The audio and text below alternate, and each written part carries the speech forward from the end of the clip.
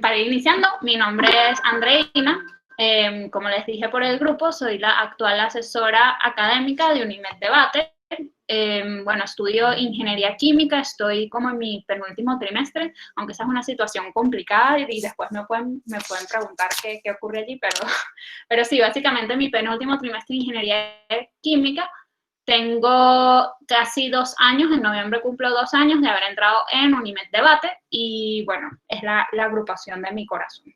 Entonces hoy vamos a estar viendo, como dice la lámina spoiler, de la introducción al debate parlamentario, el formato. Vamos a tener varias sesiones donde vamos a ir adquiriendo herramientas y ir aprendiendo cosas que bueno, sí deben tener un poco conocimiento con el manual del debate, pero esto es para hacerlo evidentemente más interactivo, como que aprendamos, y si tienen preguntas también las pueden hacer. Y bueno, eso, si tienen alguna pregunta pueden, como les sea más cómodo, pueden o interrumpirme o escribir por el chat. Yo estoy aquí lo más pendiente posible. No estuve tan pendiente antes, así que buenas tardes a todos los que dijeron saludos por el chat. Pero bueno, ahorita sí que estoy súper pendiente, así que si van teniendo preguntas, me van diciendo. Y sin más introducciones, comenzamos. A ver si esto funciona. Ajá. Bueno, vamos a comenzar con lo más obvio, que es el debate parlamentario. El debate parlamentario es, evidentemente, uno de los varios formatos de debate que existen. En este formato en específico tenemos 4 equipos que se están enfrentando para convencer a un panel de jueces o a un jurado de una postura en específica. Y para eso nos tenemos que hacer valer de actividades de persuasión, de argumentación, de refutación, de hacer un discurso que convenza a estas personas que nos están evaluando de que lo que nosotros estamos diciendo es la verdad. Entonces, bueno, vamos a empezar. No aparece el texto, ahí está el texto. Vamos a empezar con qué son los componentes del Parlamento británico. Ok, como ya les dije, el Parlamento británico tiene 4 equipos. Déjenme buscar mi puntero acá. Tiene 4 equipos. El equipo de Cámara Alta de Gobierno, Cámara Alta de Oposición, Cámara Baja de Gobierno y Cámara Baja de Oposición. ¿Cómo funciona esto? Nosotros debatimos un tema, el tema que se anuncia, ya de eso vamos a hablar un poco más específicamente. Y tenemos, evidentemente, 2 lados. Un lado que está a favor, que se le conoce como la bancada de gobierno, y son dos equipos que conforman la bancada de gobierno. Y luego tenemos un lado que está en contra de lo que se está debatiendo, que es la bancada de oposición. Tenemos 2 equipos en la bancada de oposición. También hay una división que se conocen como las cámaras altas y las cámaras bajas. Las cámaras altas son las que pasan primero en el debate, van a ser las que primero expongan sus argumentos de por qué o por qué no algo es verdad, y luego tenemos a las cámaras bajas, que son las que hablan, después, las que cierran el debate. Entonces, todas las cámaras entre sí, vamos a aceptar a alguien que está entrando, todas las cámaras entre sí son separadas y todas están compitiendo entre sí. Es decir, Cámara Alta de Gobierno, mi puntero se desapareció, aquí está. Cámara Alta de Gobierno y Cámara Baja de Gobierno están del mismo lado de la historia, pero son equipos separados y también son parte de la competencia, porque en el Parlamento británico asignamos posiciones del primer lugar al 4 lugar. Entonces, tenemos la Cámara Alta de Gobierno, la primerita que pasa del equipo de gobierno, Cámara Alta de Oposición, la primerita que pasa del equipo de oposición, Cámara Baja de Gobierno, pasa de segundo en el equipo de gobierno, Cámara Baja de Oposición pasa de segundo en el equipo de oposición. Y bueno, cada uno de estos equipos está formado por 2 personas, por una pareja. Y bueno, por último, pero no menos importante, tenemos al panel del debate, al panel de jueces. Estas son las personas que van a estar escuchando todos los discursos, van a evaluar el debate y van a decidir quién se sobrepone, quién gana y quién pierde el debate. Ok, hasta allí vamos fino, ¿sí? Recuerden, si tienen preguntas, me las hacen, me interrumpen. Ok, vamos a hablar de la moción. ¿Qué es la moción? La moción es el tema que se va a debatir. Entonces, las mociones son una afirmación, donde esta afirmación, como ya habíamos quedado, el gobierno va a estar a favor de la afirmación y la oposición va a estar en contra de la afirmación. Las mociones, todas las mociones comienzan por o esta casa cree que, siendo la casa el gobierno, porque el gobierno está convencido de esto. Y, bueno, algunas veces tenemos una introducción en las mociones que le decimos infoslide, donde nos dan información que puede ser relevante para este debate. Esto no se da en todos los casos, pero a veces lo tenemos para que lo tengan pendiente. Bueno, como comienzan las mociones todas igualitos, lo resumimos con SSQ o S, que significa esta casa cree que, o esta casa. Y allí les puse algunos ejemplos tratando de ser graciosa, ¿no? Esta casa cree que al hacer papas primero se echa el agua y luego la harina. Entonces tenemos un gobierno que defiende que primero echamos el agua y luego la harina, y una oposición que defiende que primero se echa la harina. O esta casa probaría el pez globo en la cúspide de su vida. Igual pueden referirse a su excelente manual del debatiente que les hizo su JD, la página 18, para aprender un poco más sobre las mociones, y que bueno, que también vamos a ahondar en las próximas clases, pero esto es lo básico y lo principal. Un día se pasa se pasó. Ok, los roles. Ya habíamos quedado en que cada equipo del debate está conformado por 2 personas o por una pareja. Y cada persona dentro de un equipo tiene roles en específico. Así que aquí tenemos los nombres de cada rol. De la Cámara Alta de Gobierno tenemos al primer ministro y al viceprimer ministro. De la Cámara Alta de Oposición tenemos al líder de la oposición, luego el vicelíder de la oposición. Y en las cámaras bajas los roles se llaman igualitos. Tenemos extensionistas de gobierno, extensionistas de oposición, látigo de gobierno y látigo de oposición. Y dentro del panel de jueces tenemos siempre a un juez principal y algunos jueces panelistas. Esto a veces varía, a veces no tenemos jueces panelistas, pero cuando tenemos un panel de jueces que está conformado por varias personas, contamos con un juez principal y unos jueces panelistas. Entonces, el orden en que pasan las personas a hablar en el debate es como están las flechitas, como las flechitas lo indican. Primero pasa el primer ministro, luego el líder de oposición, luego el viceprimer ministro, luego el vicelíder de oposición, y así sucesivamente. Entonces yo aquí le hice también un resumencito de más o menos qué hace cada rol, pero de nuevo lo pueden ver en su manual del debatiente a más detalle en la página 10, pero vamos a hablar un poquito de eso. El primer ministro, que es la primera persona que pasa a debatir, tiene que definir términos o conceptos importantes que se presentan en la moción, que quizá no se entiendan. Tiene que dar un contexto de en qué situación estamos. A esto muchas veces le llamamos el status quo. Y, bueno, dar argumentos de por qué el panel de jueces tiene que apoyar a mi lado.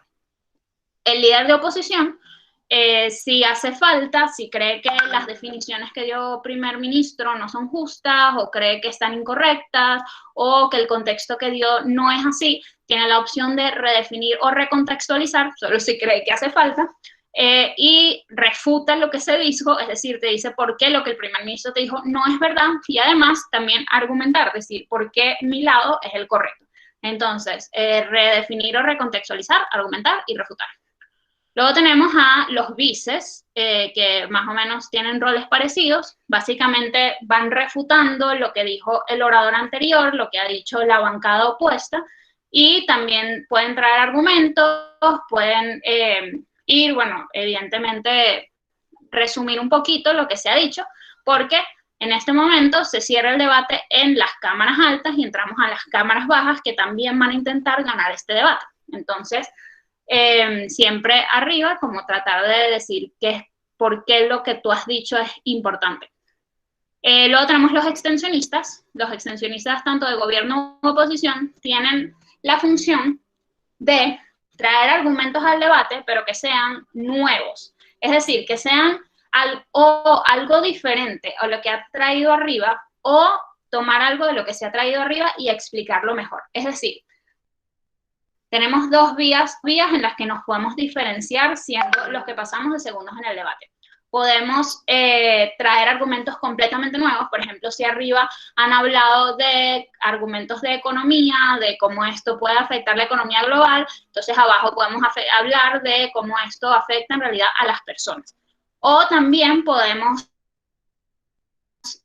identificar cosas que se han dicho en las cámaras altas, que creemos no quedaron tan bien explicadas y que creemos que podemos aprovechar para explicarlas mejor. Entonces, a esto se le llamamos, pues, presentar argumentación nueva o argumentación extendida, argumentación mejor fomentada. Y también refutamos lo que viene viniendo de la bancada opuesta de arriba. Y por último tenemos a los látigos. Los látigos se basan principalmente en refutar y hacer un resumen del debate, de qué fue lo que ha pasado, pero enfocándose en por qué mi equipo es el ganador. Es decir, es como un resumen un poquito viciado de cómo mi equipo se compara con los demás y por qué yo le gano a los demás. Ojo con los látigos, súper importantes, no se pueden dar argumentos nuevos. ¿Qué pasa cuando damos argumentos nuevos como látigo? Esa información simplemente es ignorada en el debate. Es decir, los jueces no le prestan atención porque si los traemos al final del debate no hay forma de que pues, los demás respondan. Entonces, no vale la pena traer información nueva porque pierdes ese tiempo que podrías estar usando de forma más inteligente. Y bueno, no lo puse aquí porque no me ocupo, pero el juez principal suele ser el juez con mayor experiencia, suele llevar la discusión, ya vamos a hablar un poquito más de eso, de que se da sobre el debate en el panel para escoger quiénes son los ganadores, y es la persona que después le explica a los equipos cuáles son las posiciones y por qué quedaron allí. Ya vamos a ahondar un poquito más en eso. Vamos bien hasta ahora, ¿no? ¿Alguna confirmación por el chat para asegurar que, no sé, que se me escucha, que no se me están quedando dormidos? No, nadie. Nadie me da la confirmación por el chat. Bueno, no importa, yo continúo. Mira, ok, buenísimo. Ok, vamos a hablar de la estructura del debate, es decir, cuál es cómo se ve un debate a grosso modo. Lo primero que ocurre en un debate es la asignación de las cámaras, es decir, tú no escoges qué posición vas a debatir. A ti te dicen, este equipo va a ser la cámara alta de oposición, este equipo va a ser la cámara baja de gobierno, etcétera, etcétera. Entonces, el panel de jueces o la organización de un torneo te asigna cuál va a ser tu posición en ese debate. Lo siguiente que ocurre es, se anuncia la moción. Es decir, se comparte la moción a todos los equipos que van a estar en el debate y comienza lo que llamamos el tiempo de preparación o prep time. Entonces, el prep time dura 15 minutos, es decir, desde el momento en que recibes cuál va a ser la moción que se va a debatir y que va a iniciar el debate, tienes 15 minutos. Y esos 15 minutos son para que cada equipo o cada pareja prepare su caso, prepare lo que va a decir en sus discursos y además decida en qué orden van a pasar. Es decir, la organización o los jueces te asignan en qué cámara vas a estar, pero no te asignan qué rol vas a tener. Los roles los escoge cada pareja individualmente.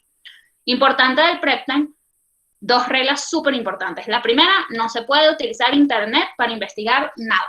Puedes usar cualquier material en físico que tengas, puedes usar diccionarios en físico, puedes usar cuadernos, yo tengo mi cuadernito de debate, justo lo tengo a mano, pero no puedes usar internet para investigar. Y lo segundo es, no te puedes comunicar con nadie que esté fuera de tu equipo. Es decir, no te puedes comunicar con el otro tipo de gobierno, así vayan a defender lo mismo. No te puedes comunicar con tu amigo porque te tocó una moción de economía y te puede ayudar. No, todo tiene que venir de la cabecita tuya y de tu pareja. Ok, luego de que acabe esta prep time, comienza el debate en sí, que ya hablamos un poco del debate. Entonces, durante el debate, primero el panel de jueces se va a presentar y va a preguntar en qué orden va a pasar cada cámara, y luego inicia el debate donde van pasando en el orden que ya quedamos antes, cada persona a dar un discurso de 7 minutos. Ya vamos a hablar más sobre el discurso, no se preocupen. Ok, luego viene el proceso de deliberación. En el proceso de deliberación, los jueces, el panel de jueces, hablan sobre el debate y discuten cuáles fueron los argumentos que salieron, qué cámaras explicaron mejor sus cosas y así definen cuáles son las posiciones del debate, de nuevo, del primer lugar al cuarto lugar. Esta discusión la suele guiar este juez principal del que ya hablamos y cuando no hay un consenso, este juez guía una votación. Además de eso, se asignan unas cosas que se llaman los puntos de orador, que es como una medida de qué tal estuvo tu discurso individualmente, pero bueno, con eso vamos a ahondar en otros talleres. Y esta deliberación dura 15 minutos. Después de que se acaben estos 15 minutos, vamos al proceso de adjudicación o feedback. En la adjudicación, el juez principal primero anuncia cuáles fueron las posiciones y luego da las razones de por qué esas posiciones son así. También vamos a hablar más de la adjudicación. Ok, continuamos. Ok, yo les dije que íbamos a hablar de los discursos, ¿verdad? Ok, los discursos duran 7 minutos y tienes 15 segundos de gracia. Es decir, una vez se acaben tus 7 minutos de discurso, tienes 15 segundos para cerrar la idea. Y una vez se acaben esos 15 segundos, o el juez deja de anotar, o deja de escucharte, o simplemente te interrumpe. Entonces, 7 minutos, 15 segundos de gracia. Durante un discurso, podemos tener interacción con la bancada opuesta. Es decir, si yo soy gobierno, puedo tener interacción con la oposición. Y esto se da a través de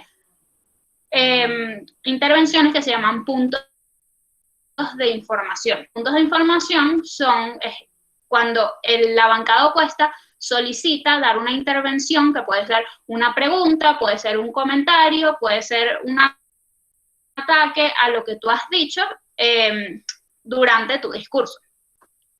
El primero y el último minuto de cada discurso, es decir, desde que inicia hasta el minuto 1 y desde el minuto hasta el minuto 7, son blindados. ¿Qué quiere decir que sean blindados? Que la bancada opuesta no te puede pedir puntos de información en ese momento. Entonces, allí tienen un dibujito de cómo se ve un discurso, el primer minuto blindado, luego otro minuto blindado y tus 15 segunditos de gracia. Entonces, importantísimo, la persona que se encuentra hablando, el orador, tiene el completo control de la palabra. Eso quiere decir que decide, uno, cuándo aceptar los puntos de información y dar puntos de información. 2, una vez acepte los puntos de información, puede decidir en cualquier momento interrumpir a esa persona cuando siente que ya ha entendido el punto. Y la duración recomendada de un punto de información es de 15 segundos. Ya después de 15 segundos, dejar extenderse a alguien es como darle oportunidad a que dé un segundo discurso y no es estratégico, entonces es preferible cortarlos. Pero tienes la potestad, si tú quieres de cortarlo a los 5 segundos si te provoca. Solo que lo educado es dar 15 segundos de espacio para un punto de información.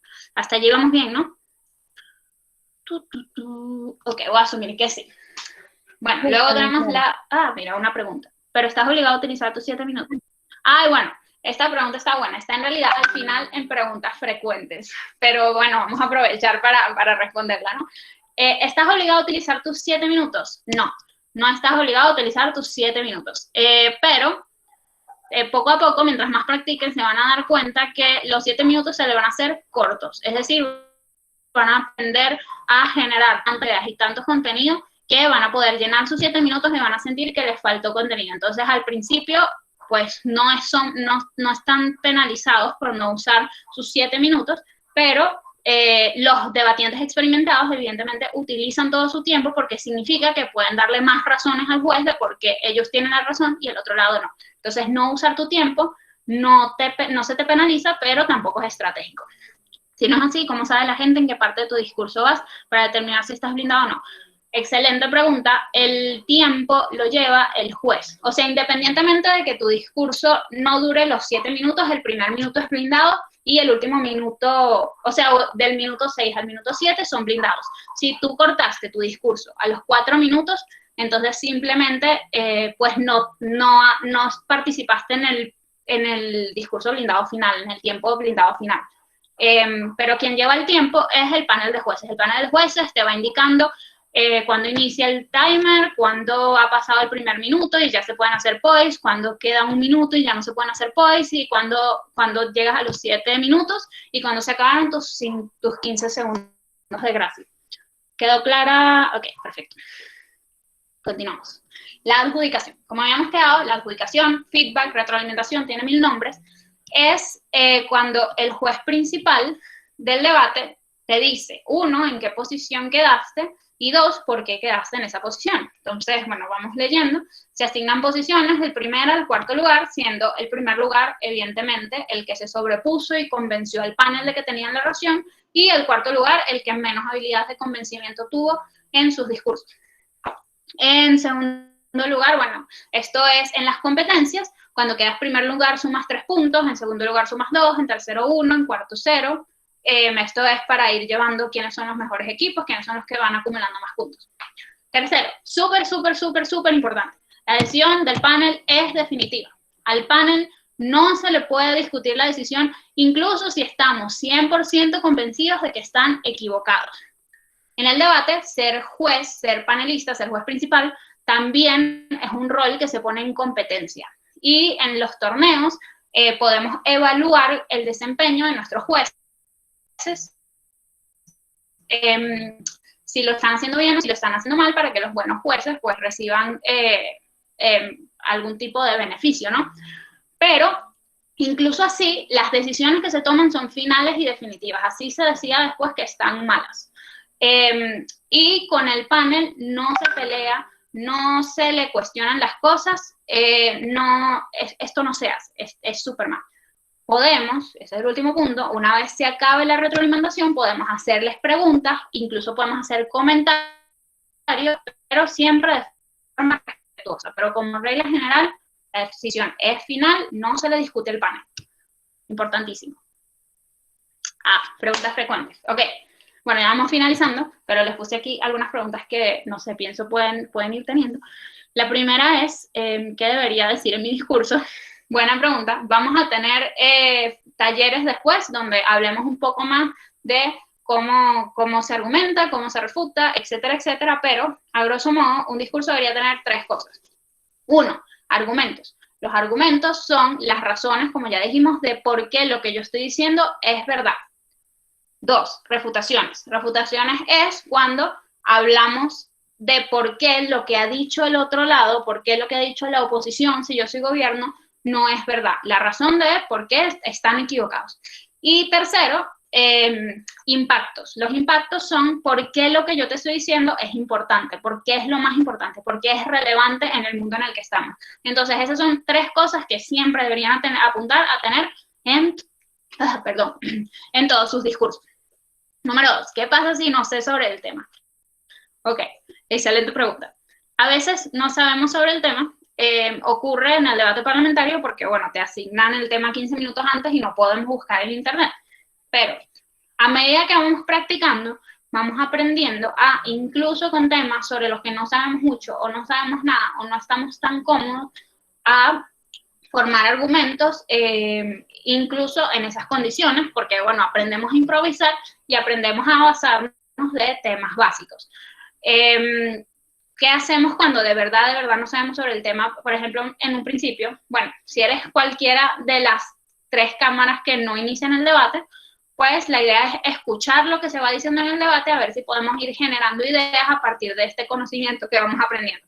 Sí, somos Cámara Alta de Gobierno, que pasamos de primero, bueno, tratamos de relacionar los temas, el tema que se está haciendo con algo parecido o hacer un caso como muy general, pero bueno, no se preocupen porque igual estamos aprendiendo y eso es algo que se va subsanando. A Valentina, que escribe por el chat, y a mí nos pasó una vez que nos tocó Cámara Alta de Gobierno en un tema en el que literalmente pues nada. Pero bueno, son experiencias y uno va aprendiendo. Ok, 3. ¿Qué pasa si no cumplo con las pautas de mi rol? Hablamos de eso antes, que el primer ministro debería definir, debería ser X, Y, Z. Las pautas o lo que tiene que hacer un rol están allí para hacer que él sea el mejor debate posible y porque son estratégicas. No cumplir con lo que tu rol te indica no te perjudica directamente.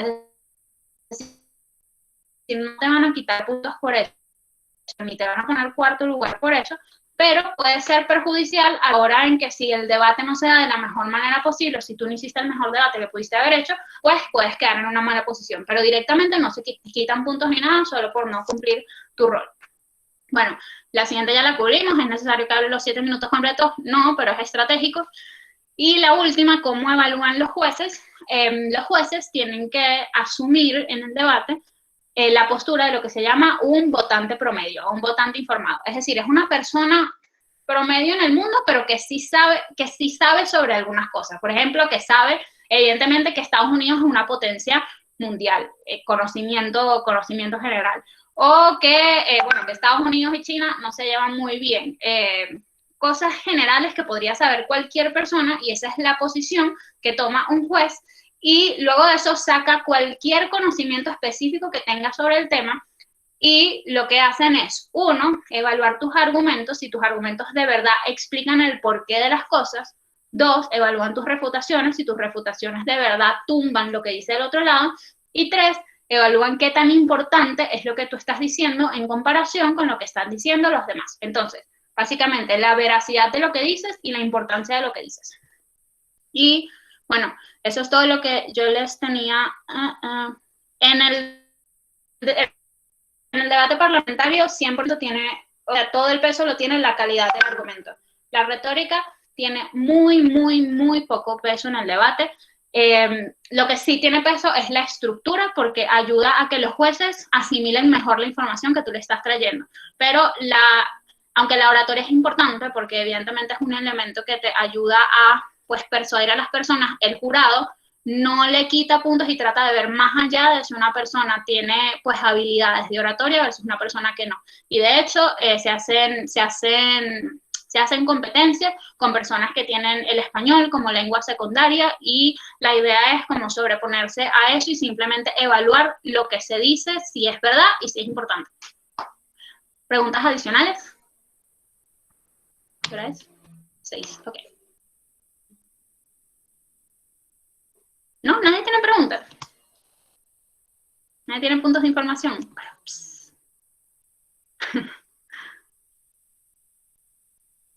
Ok, voy a asumir que no, entonces voy a detener la grabación.